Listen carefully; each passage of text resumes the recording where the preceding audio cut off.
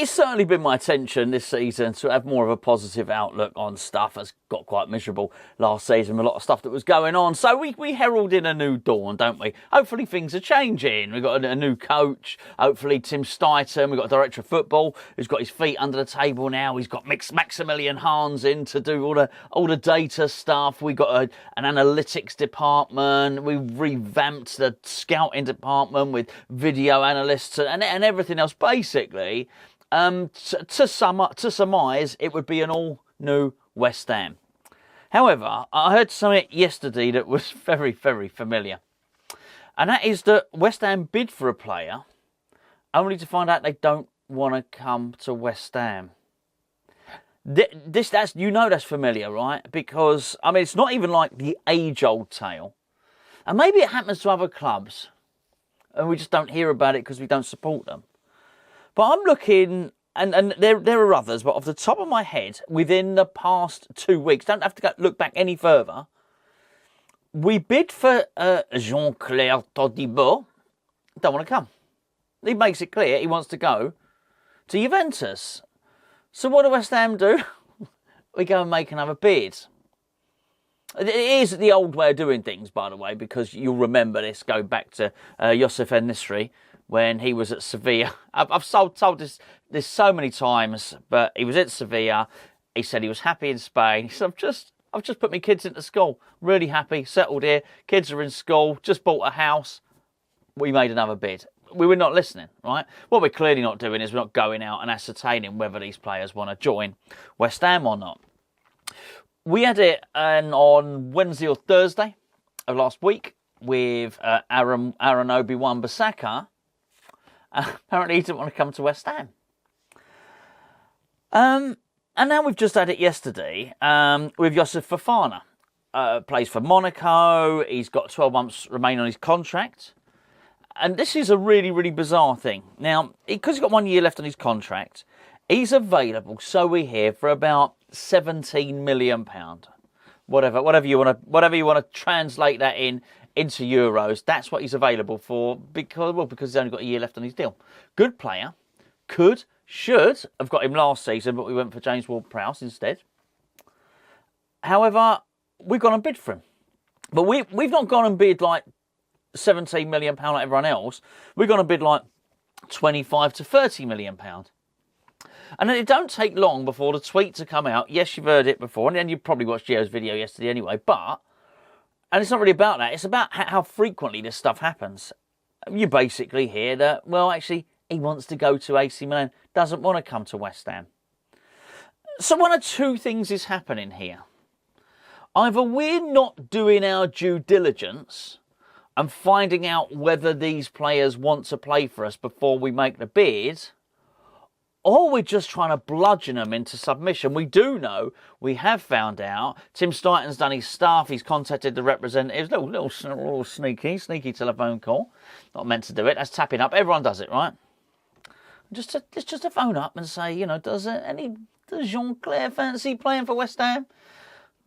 And then you find out, don't you? And then you basically think, okay, well, probably not worth making a bid now. Not West Ham, we don't seem to do that. Or we don't find out. But only one of the two things is true, right? Either one's a little bit concerning. Now, don't get me wrong, we have had players before at West Ham who haven't wanted to come, and they've turned out to do well. Thomas Repka is the case that sticks in my mind. He was at Fiorentina, didn't want to come. He was absolutely gutted. Actually, did not want to leave. Didn't want to. Well, if you've been at Florence, you'd understand why. Did not want to leave.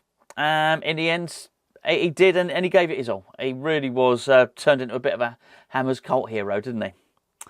So it can happen, but I would suggest it's not the best course of action. I would suggest that as a policy, that what you do is you try and hire players that want to play for your club, and I do think that's a good thing.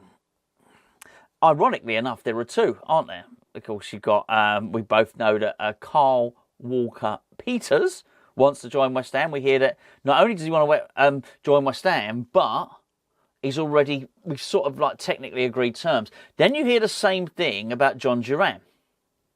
It's just with those two, the two that want to come to West Ham, we can't negotiate with the clubs.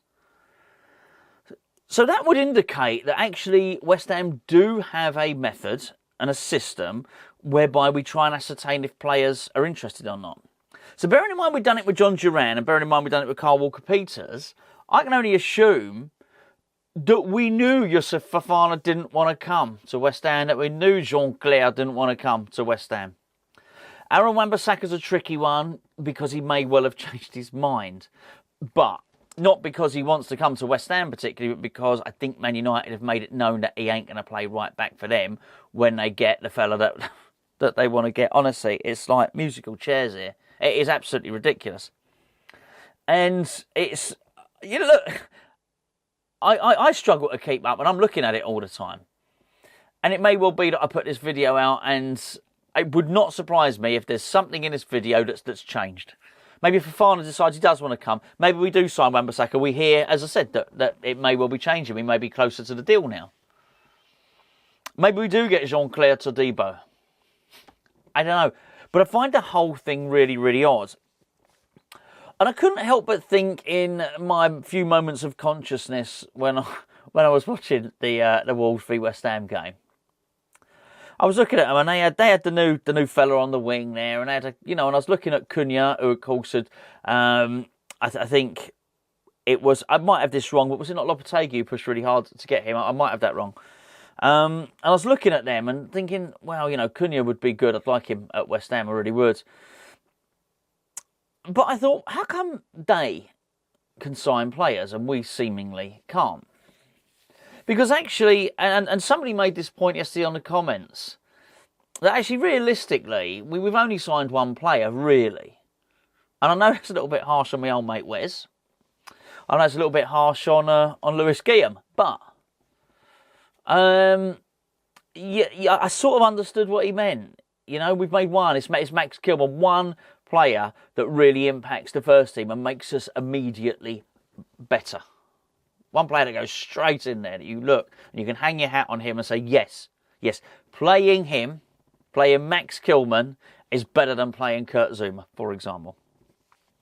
We've not done much else, haven't we? But then you look at those other clubs and you think, well, Wolves don't have the prestige of West Ham. And I am sorry, Wolves fans. Well, I'm not, but I'm not trying to be mean on purpose. But it's the truth. I'm sure, some good history 50 years ago. But of late, West Ham have been in the Premier League for longer. We played European competition. We've won a European trophy. We play in a bigger stadium. We've got a bigger budget. Yeah, there we are. They seem to get deals over the line. So these things that scupper us, whereby players don't want to play for West Ham, or they don't want to play for West Ham because we haven't got European football, which again I would understand. Well, that doesn't seem to stop other clubs, does it? Noticed Everton are just about to buy was it O'Brien, the centre-back from Olympique Lyonnais again. Any of this stuff is subject to change because it's all moving so quickly for all clubs at the moment. There's plenty of clubs, be it Wolves or be it even Crystal Palace, who we're going to go and play next week. Plenty of these clubs can sign players, but West Ham seem to be having a little bit of difficulty doing it. And don't get me wrong, I do think that not qualifying for Europe was an error. And I would certainly lay the blame at David Moyes' door, but also lay the blame at the club's door. For it was quite obvious that he'd sort of lost it, Moyes. It came to a point where we were still in really good contention for sixth. And I felt it was a case of anybody that comes in now is probably going to get that defence performing better than David Moyes. And we had a chance. If we had European football, I'm quite sure 2 or 3 of these targets may well have joined West Ham. And I think there was a certain arrogance in the club to think, well, actually, we can let Moyes' contract run down. We get rid of him. And even if we're not in Europe, we can start afresh. Well, you know what? Sometimes you can, sometimes you can't. But sometimes, European football is important. And we found that, certainly. So West Ham, having had 3 consecutive seasons of European football, would not have the look of a club on the up. We'd have a look of a club on the decline because we just hadn't. But also, I do think possibly some of the players that Lopetegui's inherited would certainly indicate that it would have been a tough job for anybody to come in and do and get us over the line European football. It's a very, very old squad. It was the second oldest in the Premier League. It was the smallest in the Premier League. And you know what? It looks like it now, doesn't it? it still has that look about it. And you do wonder, as I mentioned in yesterday's video, Lopetegui's looking at it thinking, I've got a job in my hands. Not that I think, but you can't have it both ways, because I've been saying for a long time on this channel, Lopetegui took a long time to look at West Ham. He was looking for a long time. He had detailed reports, he had dossiers, he had all that kind of stuff. So he can't be surprised now. He should, what is happening now, he should absolutely know about. Maybe he does. And maybe he just said, look, I need this, this, this, this, and this. I said yesterday 5 players, and I think I'm right. But I'm seeing desperation at the moment. I'm seeing scattergun. I'm seeing the club bidding for players who don't want to come to West Ham. And I'm wondering where this dossier is, this compilation of 5 or 6 players for every position, which supposedly we should have now because of the restructuring of the club. This data-driven scouting system, which should mean, okay, fine, no Aleix Garcia, no problem. We move on to the next one. But the whole thing seems scattergun. You know, no Aleix Garcia, what should we do? Oh, we'll go for N'Golo Kante. Why? Well, they're different, aren't they? In so many ways. And it's the same with a striker as well. You know, one minute you're sort of looking at Sorloth, which, as I say, we got the poppycockometer out on that one, even though I got it wrong. I did mean that to be poppycock, of course. 1 minute you're going for Tony, 1 minute Duran, Jonathan David, very different players. Duran, Jonathan David, they're different, completely different. So I do look at it and think, what's going on here? Even just look at Kyle Walker-Peters and Wan-Bissaka. 1 attacking, 1 defensive, right? Would that be fair? I think it's fair. So I don't really know what's going on at West Ham at the moment. But it feels familiar, and it doesn't feel like too much has changed. And I'm not massively worried about it at the moment. But I'm more concerned than I was. And it feels like there's desperation. I did the video yesterday, and after I'd recorded that video of me saying, look, clearly Lopetegui's not happy. We've seen his interview. And he very much alluded to the fact that he needed more. He didn't say, give me more signings, but, you know, he alluded to the fact that he needed more.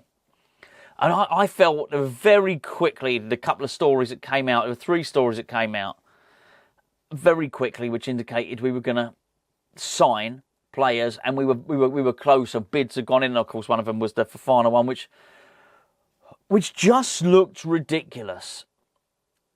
You know, particularly with someone like Fabrizio Romano to come out and immediately not poo-poo the fact that we've made a bid, but dismiss any notion that West Ham might be able to sign this player because he'd set his heart on going to AC Milan. It's a weird one. A really, really weird one at the moment. Look, I'm hoping later on today I'll be uploading a separate video which will be telling you something different, a little bit more positive. And hopefully we are going to sign a player. But at the moment, it is looking very, very familiar. And the same thing that was happening with us not being able to take no for an answer, like that bloke at the end of the evening at the pub who's just not taking no for an answer in the way we were bidding for Youssouf Fofana, appears to be exactly the same thing that we're going and doing now. We're being told no. Our client does not want to play for West Ham. And what's our answer? Oh, what about some more money? Which is weird. Because with the players that want to come to West Ham, we're not saying, what about some more money? It's a complete and utter contradiction.